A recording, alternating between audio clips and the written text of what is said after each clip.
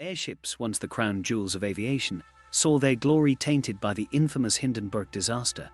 It was an event so catastrophic, its shadow loomed large, consigning the concept of airships to near oblivion.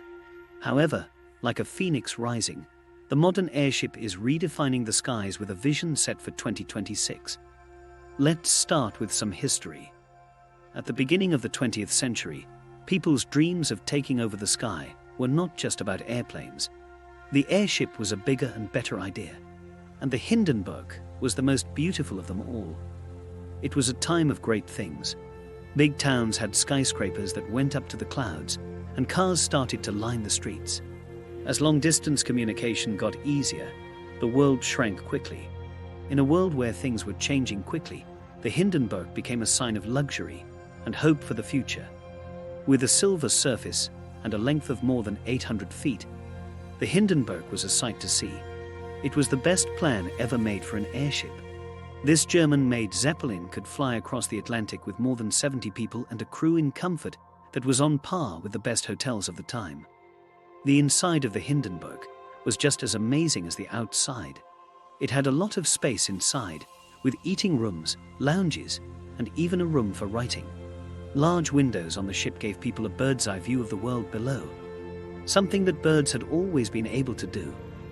The Hindenburg left Frankfurt, Germany on May 3, 1937, to go to Lakehurst, New Jersey.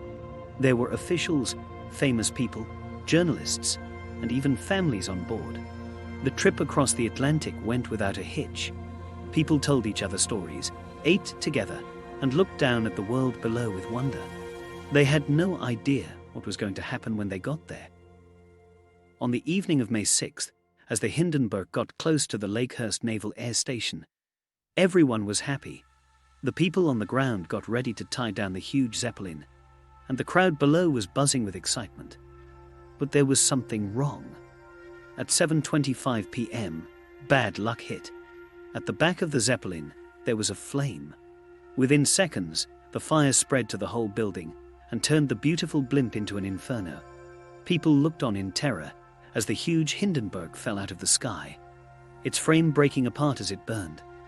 The whole disaster was over in just 37 seconds. When the smoke cleared, 36 people on the plane and one person on the ground were dead. The crash of the Hindenburg shook the whole world. Overnight, people lost faith in traveling by blimp. The time of the Zeppelins, which seemed so full of potential at first, ended in a sad way. Investigations were done, and the exact cause of the fire is still debated to this day. However, many people oppose the use of hydrogen as a lifting gas. Even though it was a disaster, the Hindenburg has left a mark on history that will never be erased.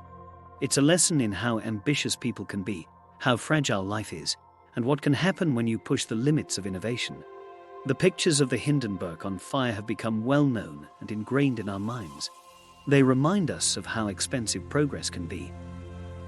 So now that we've talked about the past, let's take a look at the future. The French, who have always been known for their willingness to try new things, kept the idea of the dirigible alive. France has always pushed the limits of what's possible, from the early days of Jacques Charles and Henri Giffard to the big projects of companies like Flying Whales today. This revival is led by Flying Whales, LTA research and exploration, and hybrid air vehicles. With a lot of money, including from tech billionaires like Sergey Brin, they're rethinking airships not just as a fun thing from the past, but as the future of air travel that won't hurt the environment. The climate disaster is a big problem the world is facing right now. Even though traditional planes are fast and good at what they do, they put out a lot of CO2. Airships are a beautiful and eco-friendly way to get things done. Modern airships try to lower aviation's carbon footprint by a lot by using helium and other green technologies. But there are still problems. Helium is the best gas because it doesn't burn, but there isn't much of it. Because there isn't enough of it, people have had to find other ways to solve the problem, like using hydrogen in better ways or making new materials. Pioneers like BASI, Fluin, and H2 Clipper are looking into the possibilities of hydrogen to make sure that passenger airships can use it safely. Modern airships are also focused on making their passengers as comfortable as possible. Imagine large rooms with windows that go all the way around and offer breathtaking views, or posh suites for long flights. Gone are the days when flight seats were too small. In the future, you'll be able to relax and enjoy your time in the sky. Airships are more than just cars. They change the way people think about traveling. In an age of speed, they want to go back to trips that were slow and careful. This change could change the way we take vacations, work trips, and even our daily commutes, by making the journey itself more important than the destination. By 2026, airships will not only be popular, but they could also be the best way for many people to fly. The much-anticipated HAV Airlander will have 100 seats, giving guests a taste of the golden age of air travel with a modern, eco-friendly twist. The journey of the airship, from its beginnings to its dark times to its return, is a great example of how people come up with new ideas. 2026 isn't just a number on the calendar when we think about the future. It stands for hope, new ideas, and a promise to explore the world in a way that is healthier and more thoughtful.